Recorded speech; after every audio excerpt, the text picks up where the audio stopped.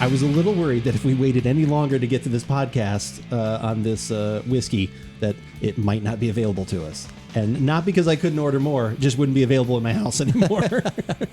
Were you afraid? I may have been afraid of that. I think I would. So yeah, we have another bourbon from Frey Ranch Distilling for this Give It a Shot. I'm Andrew. And I'm Keith, and we are AboutBeverages.com. And the beverage that we're about today is the Frey Ranch Distilling straight bourbon. Yeah, straight bourbon whiskey. I've been lucky enough. We did a podcast several months ago on the straight rye whiskey that they have. Everything that they do, it is done there on the ranch, on the distillery. They grow the winter wheat that's in the rye. They grow all the grains that are in this one right here. They do the distilling, the bottling, the aging. Everything happens on this ranch. It is literally farm to table whiskey. I think that is the coolest thing I've ever been able to say. No, very cool. And the even cooler thing, when we had the rye, we actually really liked it. It was very good. Quite good. Which was even like kind of the cherry on top. And I think I even mentioned that during the podcast. All the times we kept pronouncing their name wrong, which I'd like to apologize for that. And what's weird is I talked about too that I think I had actually been saying it the correct way.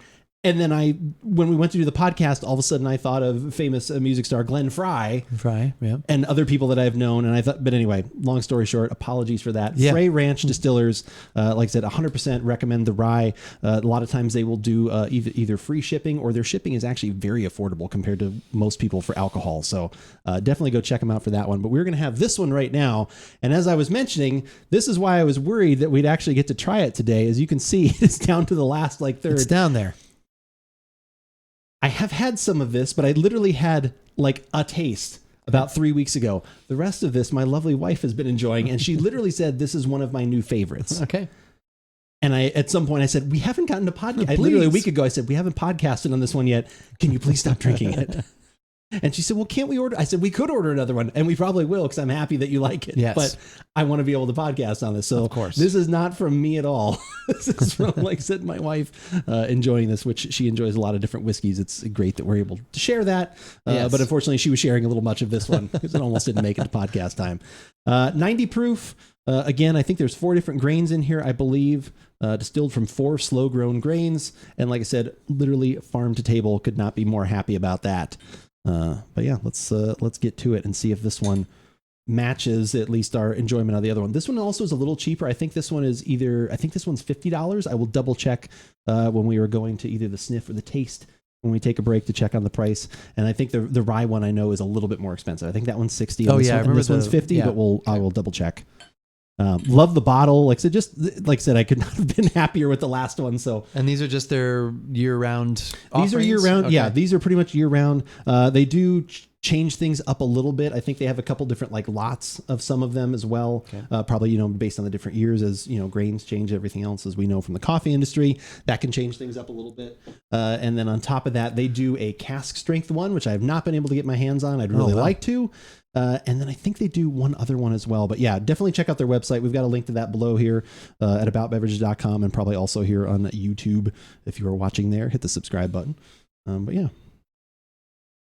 Color-wise, about what you'd expect. Yeah, not one of the darker ones, but not one of the lighter ones either. Right in that middle, just the color of bourbon. The color of bourbon. The new bourbon, or as we said years ago. Yeah. On the Pantone scale, bourbon should just be a color. It should be. But speaking of something that's always more interesting to me is the aroma. Can we do that? Oh, yeah. Okay. I really like that. Yeah, it's good aroma. There's some good nut, maybe, I don't know, hazelnut maybe, or... Mm-hmm. And some, I think hazelnut is really good because there's a little bit of sweetness in there too, which I usually think of with there is definitely a sweetness it's like a caramel popcorn almost going on there too with the hazelnut, and some good nut going on there, and it's also a little it's not quite smoky, but it's into that kind of that leather thing again that I've talked about, or there's something. It's not beefy. It's because it's not quite smoke, but it's.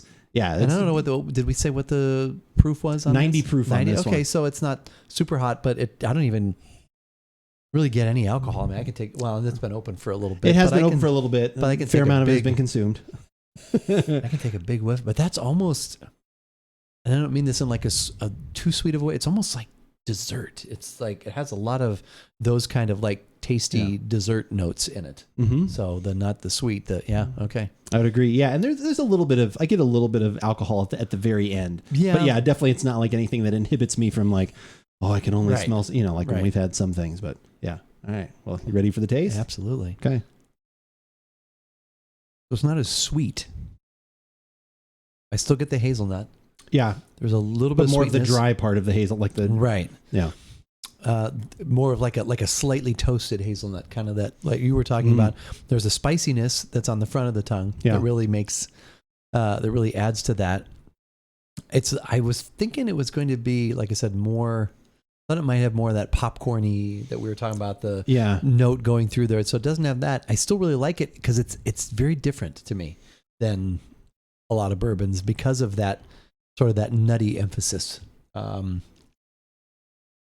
it has a good finish. There's a nice flavor that lingers with you. Yeah, I didn't think it was going to be quite as far, but I thought it might start hitting some of those like Woodford Reserve double oaked, where it's like it is on the sweeter side of of some of the bourbons we've had, but it's not. It's definitely, like you said, it's more of like, it turns into like a toasted hazelnut, and then like I said, there's a little bit of not quite smokiness, but there's a little bit of that going on there. Something dark, like it's just starting like, to be darkened. Yeah, exactly. Yeah. The caramelizzation's almost gone a little too far or something. Not in a bad way, like in a good way. So I'm liking that. But yeah, it's not as sweet. There's a nice liveliness on the front of the tongue. The finish is actually very smooth, I think, which, like I said, with a 90, I was about to say because it's a 90 proof, but I have definitely had some bourbons lately that are in that range, and we're like, man, that seems way harsher than it should be for 80 or 90 proof. Yeah. So there's again, still quite a bit of quality on that. I don't know how long this has been aged. I was just kind of like quickly perusing their website as we were chatting here. I don't see it. I'd be interested to know, like, I don't know how long, what the age statement on this is, or if they even do it, if they're mixing. There is a minimum barrels. requirement, I think, though. There is to say it's bourbon, which is just 2 years. Is it only 2? Yeah, okay. I'm pretty sure it's only 2 years, like I said, for that. Like I said, but if it's gone any further, like I said, Frey Ranch, if you happen to watch this podcast, which we would love to get some feedback, would love to try the the cask strength one. If you have any of that lying around, I would be happy to buy one. It's not that I want it for free. I'd be happy to buy one. But anybody else that knows anything about this distillery, please definitely put comments below. Always happy to learn. But yeah, no, to me, this is another winner. I understand why my wife has been enjoying this one so much. Yeah. A good balance of a lot of different flavors. And it's, and to me, it stands, like I said, I like it different, that it stands apart a little bit. It doesn't just kind of fall in.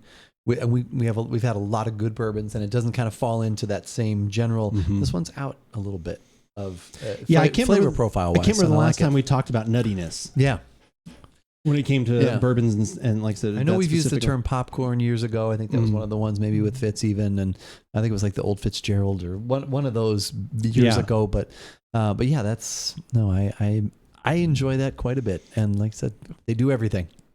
Yeah, that is also and again, if the bourbon wasn't good or the rye wasn't good that we've had, that would be a neat story. But it's like, unfortunately, it's not like. Right. But that just to me, this is something that already is a lot of quality, and then just enhances that even more just because of that story. It has to stand. The flavor has to be, as once again going back to our roots in coffee.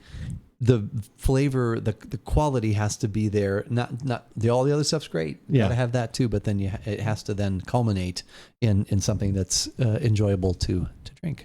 Yeah, and speaking of things that are enjoyable to drink, you can go to our website AboutBeverages.com and check out all the things that we have either found enjoyable or maybe not found enjoyable over the years. All of those things are there. We don't just talk about the things we love. We also talk about some of the things that maybe you should avoid. So we've got over a decade's worth of content there if you want to go check that out, AboutBeverages.com. If you only want the latest videos, we've got you covered there too. YouTube is a great place to subscribe. You can see all of the latest, videos that we have put up over the last, I don't know how far back. I'd have to look at exactly when we first sprung onto YouTube with videos and things. But anyway, go check there out, and you can get little alerts if you so choose. If not, just know that there are a couple pieces of new content every week. If you only want audio because you're on the go and want to take us as you're driving around, or possibly jogging or riding a bike, swimming, any of those kind of activities, fun outdoor activities, as long as you don't electrocute yourself with your phone or something like that in the water. We don't want that to happen. Google Podcasts, Spotify, iTunes. If you have a favorite podcasting app, just open that up, search for About Beverages, and maybe you will find us there. Not maybe, you will find us there for sure. So check that out. And also, we are on all of the social media things that you possibly would want to interact with. Well, or at least the 3 that we use. Really, there's kind of only 3. Yeah, the 3 that we use are Instagram, TikTok and Twitter, which is what we use most often to keep you up to date on the happenings of About Beverages.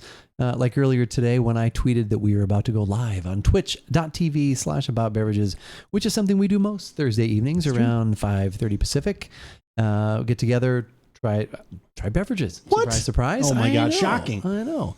Hang out, talk with whatever happens to come up, whatever topics happens to arise, and and just have some fun. Also, Andrew lets you know what's going on throughout the week in the gaming world, what he's going to be doing, the different farming that might be happening. That's true. There Just could be learned farming. yes, there could be farming. That's right. Maybe not, but other stuff that's going on and what beverage he will have by his side as he does those things. So follow us on Twitter.